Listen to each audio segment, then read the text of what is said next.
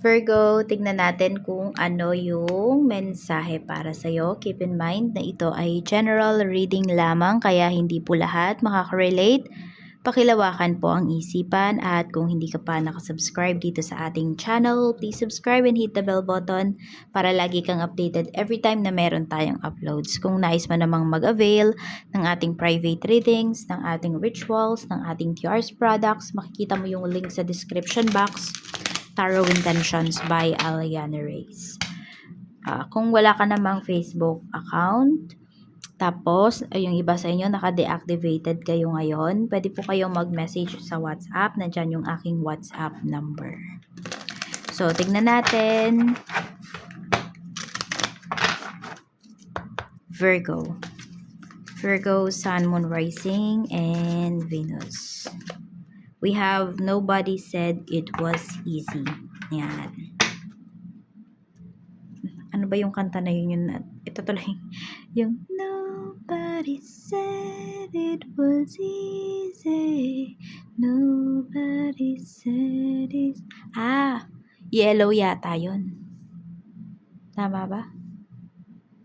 Ay, ano ba? Hindi ko alam kung anong kanta yun. Basta may ganong lyrics eh. Tapos ganon yung tono. Ay, hindi pala. Hindi pala yun Yellow. The Scientist yata yung kumanta nun, if I'm not mistaken. Or yun ba yung title ng kanta? Basta yun. Search natin. Meron niyang ano sa inyo eh. Ayun. Ang kumanta pala is Coldplay. Tapos, The Scientist yung ano niya. Yung title nung kanta. Yung come up to meet you, tell you I'm sorry. You don't know how lovely you are. I had to find you, tell you I need you, tell you I set you apart. Hindi ko alam kung tama yung yung tono. Ayan, napakanta pa yun. So, ayan. Nobody said it was easy. Tignan natin, no? Mensahe natin.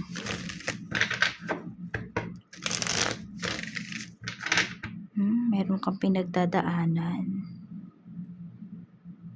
'Di ba sabi nga nila? Sabi natin yung love, 'di ba? Magsa-sacrifice ka.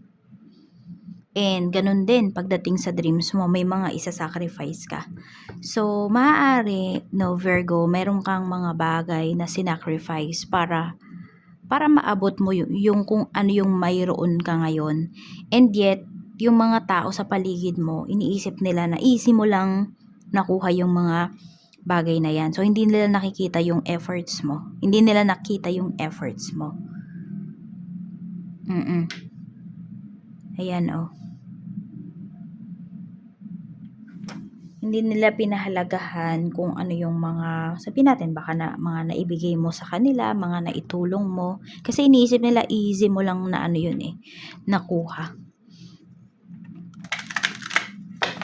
Tignan natin.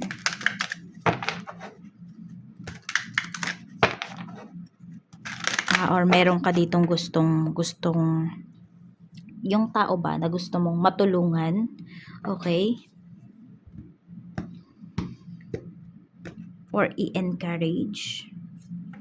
We have X. May X energy dito. Blessing ba to para sa'yo? Siguro maging blessing lang to kung, yes, X, this is your X, pero may feelings ka pa sa kanya at may feelings pa rin siya sa'yo. So, possible na magkaroon kayo ng pagbabalikan dito. Kaya lang sinasabi kasi dito, it's not easy, diba? Hindi siya easy. Why? Because pwedeng, yes, may feelings pa, pero pwedeng complicated na kasi siya. May mga, conflicts na baka may masasagasaan na ibang tao, baka ganun yung diba? Baka ganun yung pinapakita rito. Sabi kasi dito, reunite with a lost aspect of your soul. Pero meron talaga magkakaroon ng pagbabalikan. Virgo. Taurus ba yung sinasabi ko? This is for you, Virgo. Okay? So, pasensya na kung iba man yung nasabi ko na ano ba, na zodiac sign. Kasi magkakasunod ko lang yan nire-read eh. Kaya minsan naiwan pa yung energy ni Taurus. So this is for you, Virgo. Okay? So, ayun nga, no, meron daw ditong magbabalik na ex mo. And for some of you naman po, pwedeng ito is maging closure. Okay? Para maka-move forward na talaga kayo parehas. Kasi Mercury retrograde pa rin ngayon. Hanggang siya March 20 to March 20 siya matatapos. Pero may post shadow pa kasi na 2 weeks. So, April 9 siya matatapos. Talaga. So, yun. Pwedeng, may talaga mag-message sa'yo. Merong mag-reach out sa'yo rito. Tignan natin ano pa yung mensahe para sa'yo. Okay? Tignan natin kamusta yung iyong emotions. May magbabalik sa life mo rito. Pakinggan nyo na lang yung kanta na yun ha, yung The Scientist by Coldplay. Kasi meron yung meaning para sa inyo. Okay, lalo na yan, kung meron kayo ditong ka-deal na ex ninyo na hindi po ninyo makalimutan. Or yes, may feelings pa kayo sa isa't isa. Okay? Kamusta yung iyong emotion? We have 8 of Swords. Parang hindi mo rin maharap yung emotions mo eh. May takot ka na nararamdaman dito sa kung ano yung mafe-feel mo. So, yung iba ba nasa comfort zone nyo kayo? Kasi natatakot kayong gumawa ng move. So, di ba sabi ko nga sa'yo, may isa-sacrifice talaga kayo, Virgo. And, ayun nga, yung iba sa inyo, yun, sinasacrifice ba ninyo yung freedom ninyo? Yung akala mo, panatag ka na dito, pero totoo, may takot ka lang talaga na nafe-feel, kaya ka nag-i-stay rito, sa kung nasaan ka. So, nasusuppress yung emotions mo. Hindi mo siya ma-release. Marami kang hino-hold back pagdating sa iyong feelings. Marami din kasi natatakot kayo na kapag in-express nyo yung nararamdaman ninyo, madami kayong masabi na hindi magugustuhan ng ibang tao. Or baka maraming magalit sa'yo. Pwedeng yun yung mga pinapangambahan mo. Kamusta naman yung isipan mo? We have the Hierophant. Okay. Nandito naman na yung isip mo, or sabihin natin, alam mo yung tama at saka mali. So, aware ka pa naman sa mga nangyayari sa life mo, sa mga decisions mo. So, mas pinipili mo yung tama. Meron lang dito nagpapasakit ng ulo mo. Kasi, mayroong may mga tao dito kasi na gusto kang kontrolin. Yes. Gusto is sumunod ka lang sa kanila. Kaya sumasakit yung ulo mo. Pwedeng iniisip mo rin, paano ka ba makakawala sa mga tao na yon? Well, it will not be easy. Pero kung gagawa ka na ng move ngayon, diba, mapabawasan yung kahirapan, yung toughness na yan. Kaya gawa ka na ng move towards dito, sa goals mo, towards your person, kung siya man yung iniisip mo. Kasi meron kang isa-sacrifice. And now, ang nasa-sacrifice mo is your freedom, your time, your energy. Tignan natin pagdating naman sa physical health. We have Ace of Pentacles. So, meron ba kayong iniinom na gamot? So, wag niyong kakalimutan ha. Yung iba kasi sa inyo, pwedeng dahil sa dami niyong mga iniisip, yan po, nakakalimutan nyo ng inumin yung inyong maintenance. Meron naman dito, pwedeng nagtitipid yung iba sa inyo. Ayan, pagdating naman po sa health, yung iba, need nyo lang uminom ng vitamins. Pero okay yung inom ng vitamins ha, kasi baka mamaya wala naman kayong vitamin deficiency. Oo. So, tignan nyo rin ha. Mas maganda pa rin syempre magpa-consult kayo sa inyong mga doctors.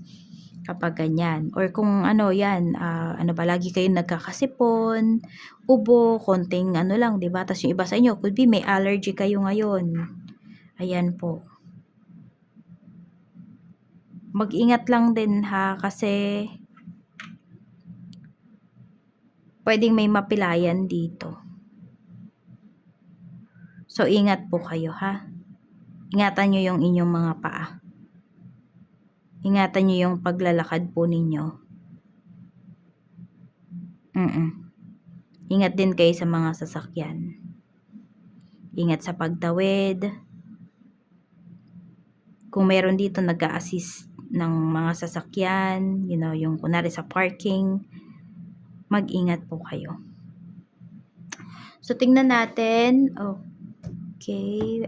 Sa energy naman ng mga taong makakasalumuha mo, we have judgment. May mga judgmental dito sa mga taong makakasalumuha mo. So, ano ba? Kailangan mo bang maging perfect? No. Kailangan magpakatotoo ka sa sarili mo. Kasi kahit anong gawin mo, dito ay may mapapansin at mapapansin sila sa'yo. Basta as long as alam mo na alam mo at alam ng mga taong nakakakilala sa'yo na wala ka namang inaapakan na tao, Virgo, huwag kang matakot dito na ipakita kung ano talaga yung totoo, kung sino talaga yung totoong ikaw. Ayan.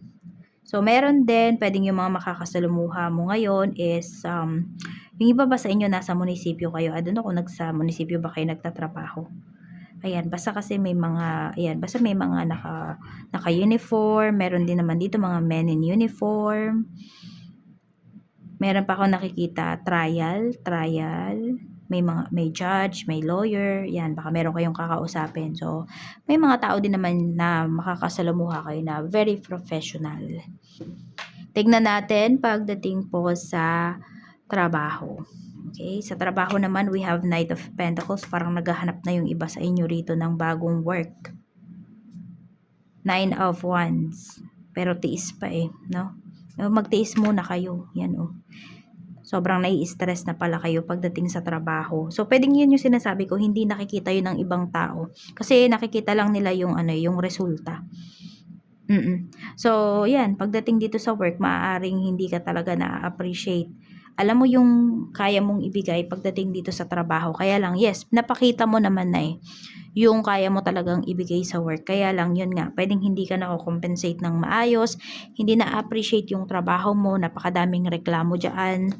Basta hirap na hirap ka. Parang ikaw yung nagdadala ng lahat pagdating dito sa work. So, yung iba po sa inyo, kaya naghahanap na talaga kayo dito ng other opportunities. Pero kasi more on may pinapakita pa sa'yo dito na pagtitiis. So, this year ba, dapat kang mag-iba ng trabaho? Tignan natin. Nagdadalawang isip ka pa rin talaga. So, pwede kasi na ngayon, di ba, may mga gulo na nangyayari sa iba't ibang lugar, bansa. So, kaya siguro napapadalawang isip, nagdadalawang isip din talaga kayo rito.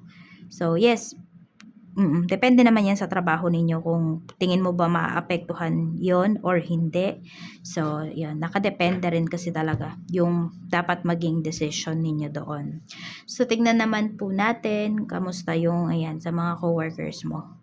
We have, meron talaga dito, bossy, na katrabaho mo. Yan, tas masungit to sa'yo. Parang lagi kanyang pinag-iinitan. Hindi ko alam kung boss mo ba yan o katrabaho mo. Oo.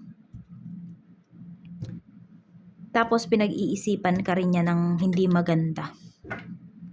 Kaya mag-iingat kayo sa tao na yan. Kung may nag-i-evil eye sa'yo, ayan, alam mo na may nag-i-evil eye or nararamdaman mo may nag-i-evil eye sa'yo sa trabaho, yan yung tao na yon. Pwedeng meron siyang tanda malapit sa bibig niya. Tapos sa may mata. Oo. More on sa gilid, sa may gilid ng mata. Ganyan. O lagi, para siyang CCTV. Laging nakabantay sa'yo.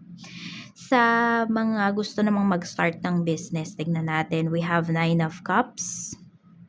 Mayroon tayo rito Queen of Wands. Actually, alam mo, sinasabi rito, follow mo yung heart mo kung ano talaga yung negosyo na gusto mong itayo, umpisahan, kasi magiging happy ka talaga. Yan dito kayo yayaman. Virgo, Wheel of Fortune. Kaya simulan nyo na yan. Ano ba yung ano ba yung dreams mo? ano ba yung gusto mo talaga, yung passion mo. Yun. Kung kaya mo siyang i-turn into business, you do it. Kasi kikita ka talaga rito. At sabi ko nga, pwedeng dito ka talaga yumaman. Ayan o, happiness ang mafe-feel mo. Sa mga ano naman po, may negosyo na. Tingnan natin, kamusta yung sales ninyo today. We have justice, so 50-50. O sabihin natin, 50% yung matatabi nyo talaga, yung kita, 50% dun sa puhunan. Okay naman siya. Hindi naman po kayo lugi ngayong araw na to.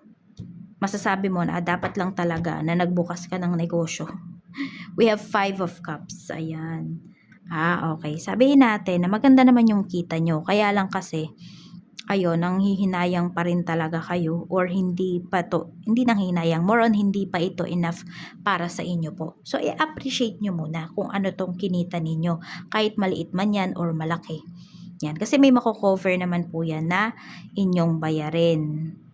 Nagbabalak tuloy kayo ditong ano ba to, mag-expand ba to ng business, sa ibang lugar, baka naman mali yung location ng business ninyo. Tignan mo rin yun, ha? Kasi malaki ding impact talaga yon pagdating sa negosyo, kung maganda ba yung inyong pwesto. Ano ba siya, daanan lang ba siya ng tao, alanganin ba kapag hihintuan yung business mo, yung tipong ganon.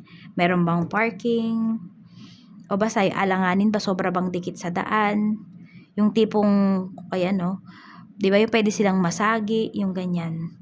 So, tignan mo rin yun, baka pwede naman kayong lumipat ng pwesto. Lalo na kung tuloy-tuloy ba tong nangyayari, na hindi ka nakukontento dito sa sales. Tignan mo rin din yung products mo, ha.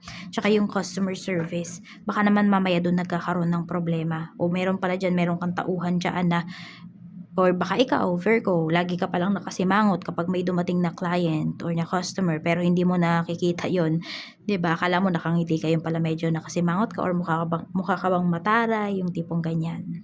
So, pero kung hindi, ayan, alam mo naman, nabibigyan niyo yung magandang service, yung quality po ng products nyo, yung taste ng products ninyo, ayun.